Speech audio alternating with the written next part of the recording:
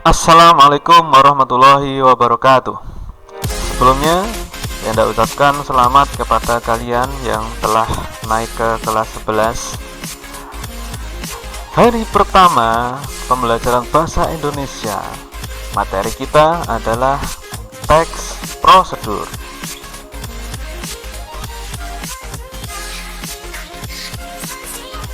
Ada beberapa kegiatan berprosedur dalam kehidupan kita sehari-hari.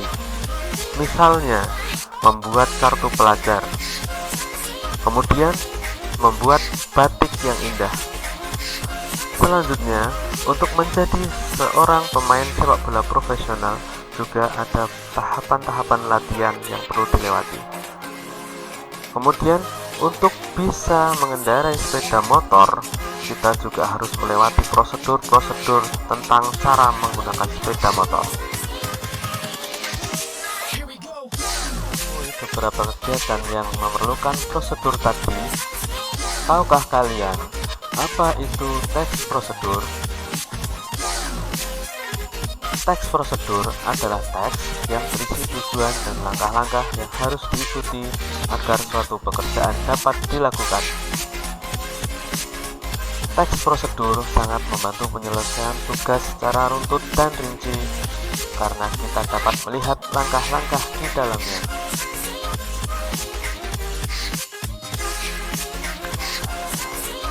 Pentingnya prosedur dalam pandangan Islam. Dalam Islam, kita juga belajar ilmu yang sangat penting, yaitu ilmu fikih. Dalam bahasa Arab, secara harfiah, fikih berarti pemahaman yang mendalam terhadap suatu hal. Beberapa ulama memberikan penguraian bahwa arti fikih secara terminologi yaitu ilmu yang mendalami hukum Islam yang diperoleh melalui dalil di Al-Quran dan Sunnah. Fikih merupakan ilmu yang juga membahas hukum syariah dan hubungannya dengan kehidupan manusia sehari-hari, baik itu dalam ibadah maupun dalam muamalah. Berkaitan dengan prosedur, ada beberapa kegiatan kita sebagai muslim yang mengikuti ilmu fikih. Beberapa di antaranya yaitu toharoh atau bersuci, sholat, nikah, jual beli, dan seterusnya. Semua kegiatan itu harus mengikuti prosedur yang telah disyariatkan dalam Islam.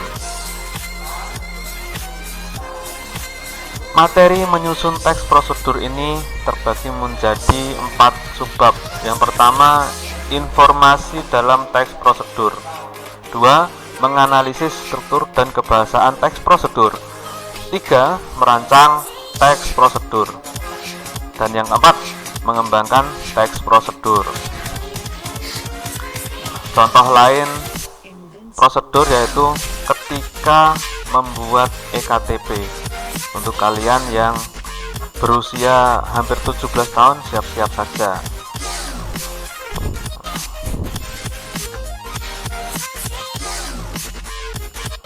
Informasi dalam teks prosedur. Teks prosedur terdiri dari 2 bagian utama, yaitu bagian tujuan. Dalam bagian ini harus berupa deskripsi dan harus jelas. Bagian kedua yaitu langkah-langkah kegiatan.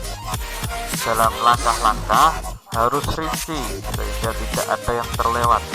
Kemudian juga harus urut atau contoh teks prosedur. Judul cara berenang. Selain olahraga yang bagus, berenang juga punya manfaat yang besar dalam kehidupan. Misalnya, kamu bisa semakin menikmati liburan di danau dan pantai. Selain itu, berenang merupakan cara survival jika terjadi insiden tak diinginkan seperti banjir atau jatuh ke laut atau sungai atau danau. Ini merupakan bagian pendahuluan. Kemudian bagian langkah-langkah. Yang pertama, mulai dari kolam dangkal perlahan-lahan ke kolam dalam. biasakan dan buat dirimu nyaman di dalam air.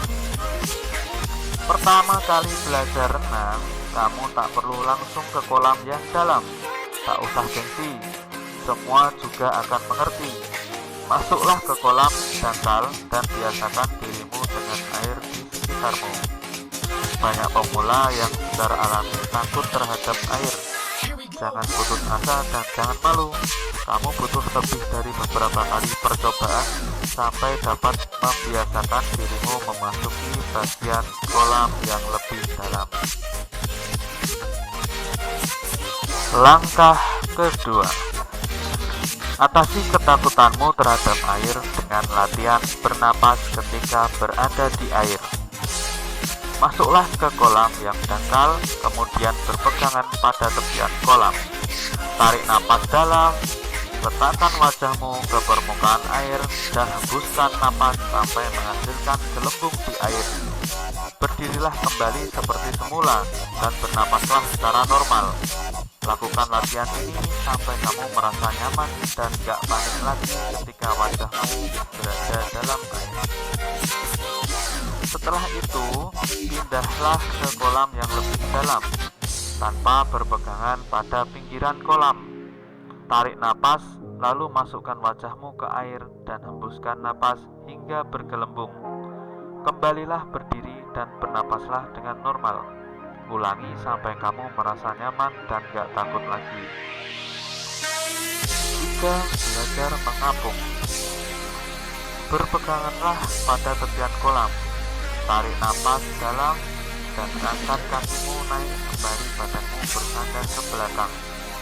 Berusahalah untuk mengapung, jangan tegang dan biarkan badanmu rileks. Nanti tubuhmu akan mengapung dengan sendirinya. Langkah ini memang butuh banyak percobaan. Berlatihlah terus sampai kamu bisa mengapung selama 15-30 detik. Perlahan tapi pasti, berlatihlah tanpa berpegangan pada tepian kolam. Langkah keempat, dengan bantuan alat pelampung, berusahalah berenang sejauh 1 lintasan. Siapkan alat pelampung dan berusahalah untuk berenang sejauh 1 kali lintasan. Papan pelampung atau pelampung spong panjang paling cocok digunakan. Jangan pakai pelampung lengan atau ban di pinggang, karena alat pelampung seperti ini lebih cenderung mengganggu daripada membantu. Posisikan papan pelampung di depanmu dengan lengan yang tegak lurus.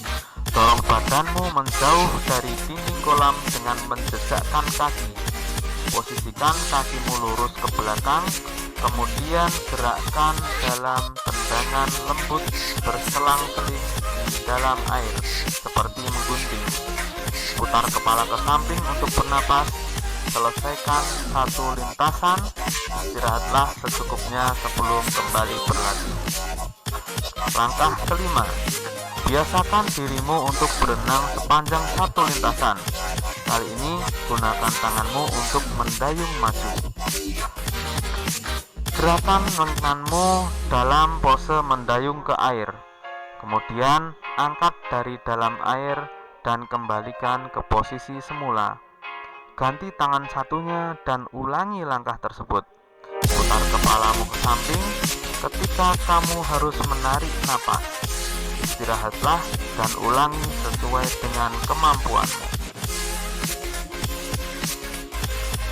Langkah ke-6, perlahan tapi pasti kamu akan bisa. Berusahalah untuk berenang tanpa memegang pelampung jika sudah mulai merasa nyaman. Cobalah untuk berenang tanpa alat pelampung, namun tetap siapkan di dekatmu. Dorong papan pelampung di depanmu, tapi jangan dipegang. Kemudian mulailah gunakan tanganmu dalam gerakan mendayung gaya bebas. Tendang kakimu dengan gerakan menendang lembut berselang-seling. Luruskan tanganmu ke depan dan bernapaslah sembari memutar kepala ke samping. Langkah ke-7, jangan lupa sebelum mulai berlatih, siapkan semua perlengkapan yang diperlukan. Belilah peralatan renang yang tepat. Kacamata renang melindungi mata dari zat kimia di kolam seperti kotoran dan rambut, sehingga kamu dapat melihat arahmu saat berenang. Kacamata renang harus pas dan nyaman dipakai di mata, tidak boleh terlalu ketat. Cobalah terlebih dahulu sebelum membeli. Nah, ini adalah bagian penutup. Carilah kolam renang untuk olahraga yang diawasi oleh penjaga kolam. Kamu juga perlu ditemani orang lain yang akan memperhatikanmu saat berada di dalam air. Jika kolam renangmu tidak memiliki penjaga, ajak temanmu ya. Jangan pernah belajar renang seorang diri. 2. Menganalisis struktur dan kebahasaan teks prosedur. Secara garis besar, struktur dalam teks prosedur terbagi menjadi 4, yaitu 1. Tujuan dan pernyataan umum. Isinya hasil yang ingin dicapai serta pendahuluan. 2. Material. Isinya yaitu uraian secara lengkap tentang materi, bahan, dan alat. 3. Langkah-langkah. Isinya yaitu cara pengerjaan yang harus dilakukan agar tujuan tercapai. 4. Simpulan. Isinya yaitu uraian hasil akhir yang diperoleh. Kebahasaan teks prosedur yaitu sebagai berikut. 1. Kata kerja. Menggunakan kata kerja aktif, baik kata kerja aktif transitif, yaitu kata kerja yang harus disertai objek, maupun intransitif atau kata kerja yang berdiri sendiri. 2. Kalimat perintah dan ajakan.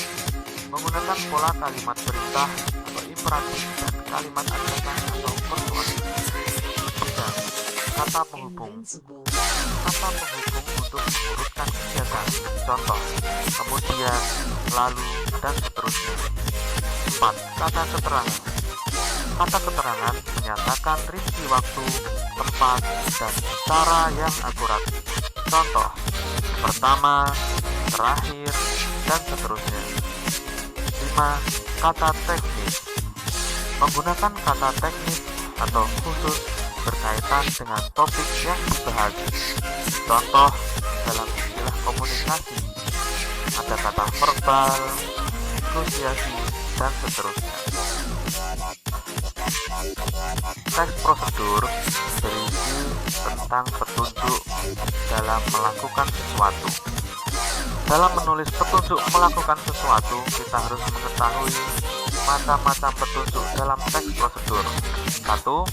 Petunjuk menjelaskan sesuatu bekerja atau instruksi secara manual. 2. Petunjuk tentang aktivitas tertentu dengan peraturannya. 3. Petunjuk yang berhubungan dengan sifat atau kebiasaan manusia. Dalam kamus, petunjuk adalah sesuatu yang penting untuk menunjukkan sesuatu yang harus dilakukan.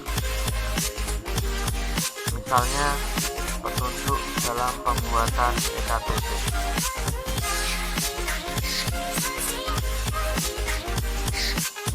3. Merancang teks prosedur. Tahapan menulis teks prosedur adalah sebagai berikut. A. Menentukan topik. B. Menentukan tujuan. C. Mengumpulkan data. D. Menyusun kerangka. E. Mengembangkan kerangka. F. Koreksi dan revisi. D. Menulis naskah. 4. Mengembangkan teks prosedur. Pemahaman tentang teks prosedur sangatlah penting jika kita tidak berharap memperoleh efek berbahaya. Teks prosedur yang salah dapat berisiko tinggi apabila berkenaan dengan penggunaan mesin atau obat-obatan. Untuk memperoleh kejelasan tersebut, tahapan yang harus dilalui yaitu A. Mengartikan kata-kata sulit. Membuka kamus untuk mengetahui arti kata. Arti kata dalam kamus disebut juga makna leksikal. Memaknai kata-kata berdasarkan konteks kalimat. Arti kata berdasarkan konteks kalimat disebut juga makna gramatikal. B. Memaknai maksud teks secara keseluruhan. Hal ini dilakukan untuk mengetahui topik umum serta langkah-langkah yang ada di dalam suatu teks prosedur. Demikian tadi materi tentang teks prosedur. Terima kasih dan selamat belajar. Wassalamualaikum warahmatullahi wabarakatuh.